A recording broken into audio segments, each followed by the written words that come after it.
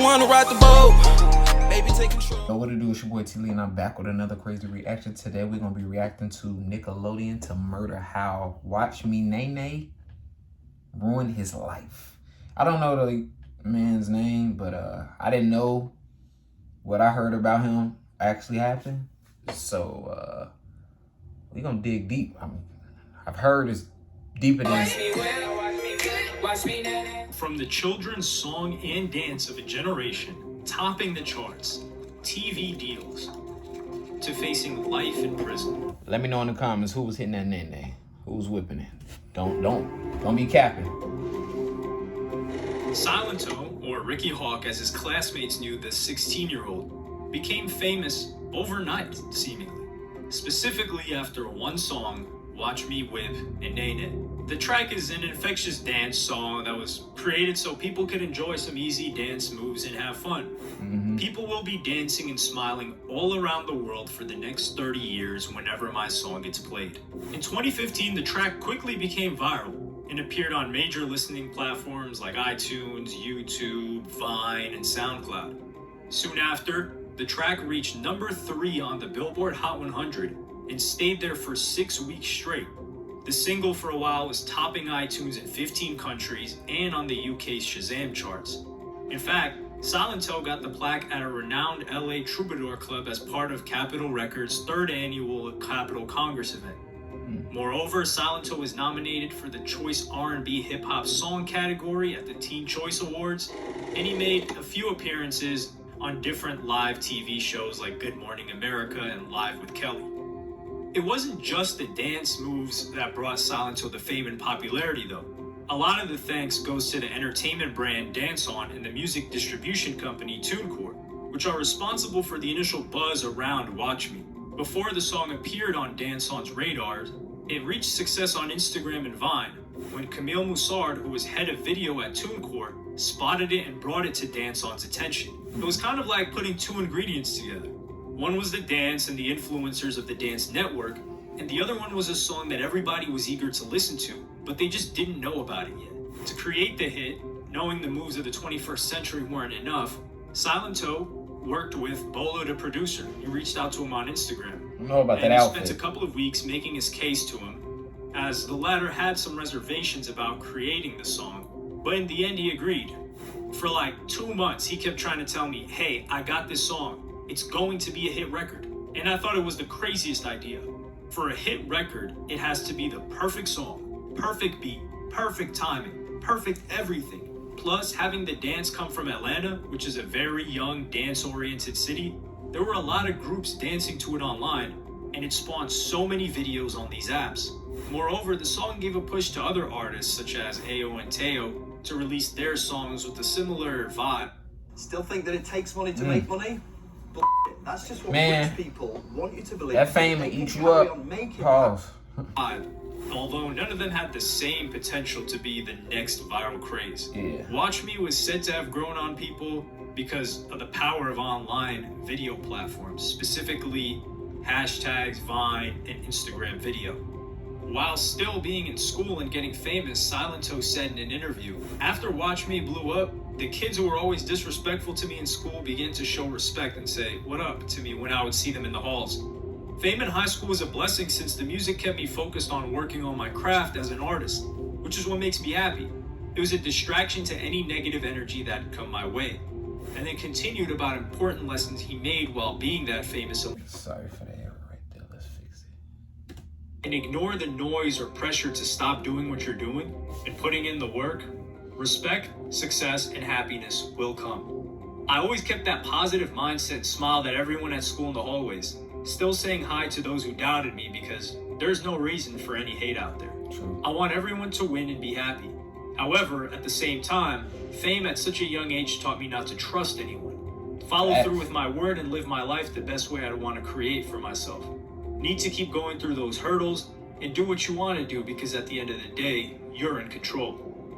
While it seems that being successful at a young age can bring a lot of good, it didn't seem to be all roses and sunshine for Silento, because he went through some struggles with mental health and even took a break from performing and composing to focus more on his mental well-being.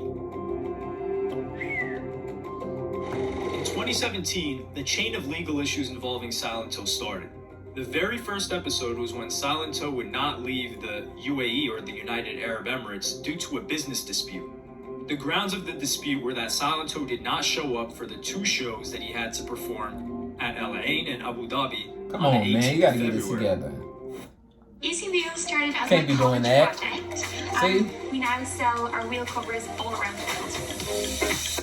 And As his the owner of outfits is event trash, I ain't organizer gonna Maki lie. Entertainment, Maki Taj El Sir Abdul Halim, said, "He didn't show up. I just wanted to get my own money back. I don't want to ruin his reputation." Abdul Halim wanted to recover performance fees, travel, and marketing costs, which were estimated at 300,000 dirhams, or $81,500. He's trying to The court finesse. ruling ordered Silento to pay the said amount of money.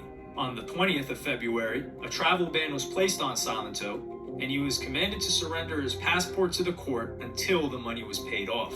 A representative of Silento in the Middle East, Jenna Kadum, stated that the allegations were in question, and in fact the promoter himself was guilty of not living up to his end of the deal.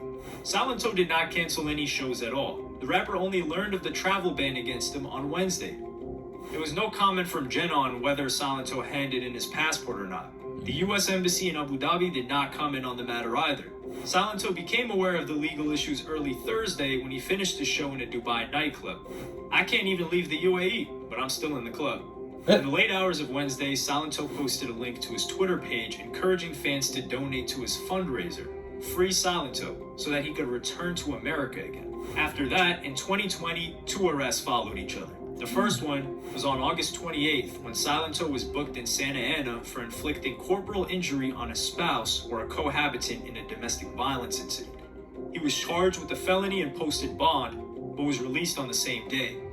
After that, things got a bit weird because the internet, specifically Twitter, suggested that Silento's girlfriend allegedly leaked very private photos of Silento's behind that many users found disturbing.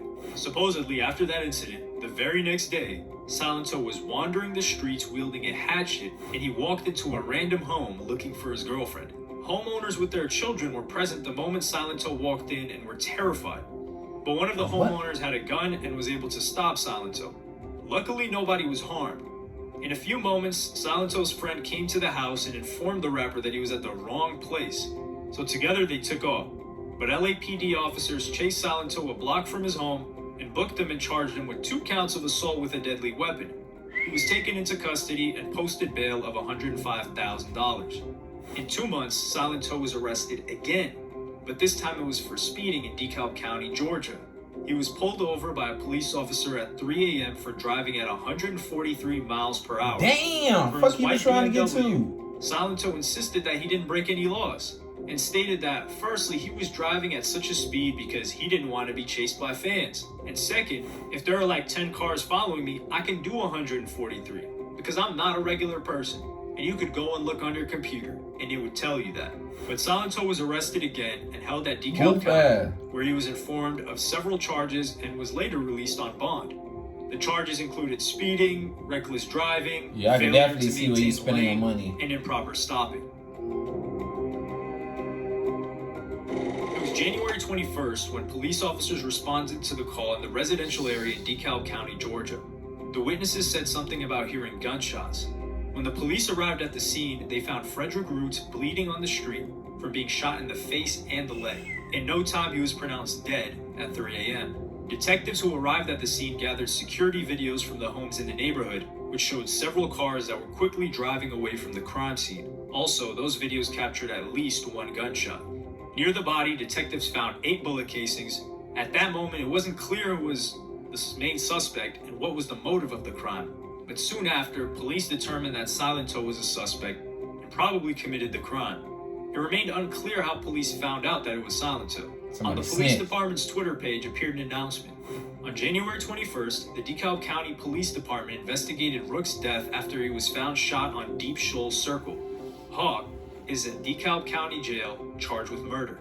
After Silento was arrested, his publicist, Chanel Hudson, published the following statement on his Instagram page. "Please send my client Silento some positive vibration. Over the past several years, Ricky has been suffering immensely from a series of mental health illnesses. We will continue in his efforts of treatment But we ask in the meantime that the public uplift him and his family in immediate prayer and positive energy. Ricky's a beautiful soul, and we hope that the same people who came up whipping and nae-naeing with him continue to support him and be lifted in prayer. God bless. In the post description, she expressed her hopes that this situation would pass, as well as all previous ones. Chanel Hudson asserted that she had a very close relationship with her client, Ricky. She said that she was well aware of his mental health issues, specifically his struggles with anxiety and depression. Trash. But to her dissatisfaction, Silento was not consistent about getting better and resolving those problems. Chanel said that she believed that the case against her client was based on some shaky evidence, and she stated that the justice system would decide Silento's fate. No matter what his charges are, he's a human being, and it doesn't cost anything to pray for him and his family or send him positive vibrations. I hope people continue to have a little empathy. Hudson added at the time, former legal guardians and Ricky's attorney were assembling his criminal defense team, and the lawyer was constantly in touch with Silento in jail. Moreover, Chanel Hudson explained that in the last couple of years, presumably from the appearance of the first legal problem, she was trying to humanize Silento. She said that in May of 2019, she booked him on the daytime talk show The Doctors, where Silento got the chance to talk extensively about having mental issues. That wasn't a situation where he just showed up and sat down for 30 minutes. He did a psychological evaluation ahead of time.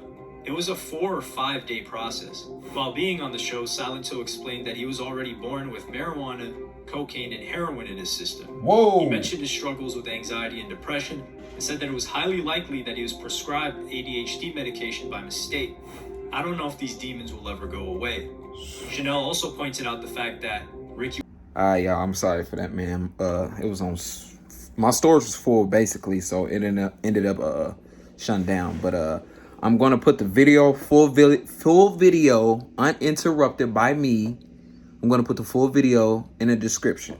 So if you want to go see it uninterrupted by me and, you know, with all this, what was just happening, I'm going to put it in the description below. But I appreciate y'all for watching, man. Make sure y'all subscribe. And if you subscribe, turn on that post notification bell. Yeah, you that's watching me. Turn on that post notification bell or subscribe. We're on the road to 100K subscribers, and we out.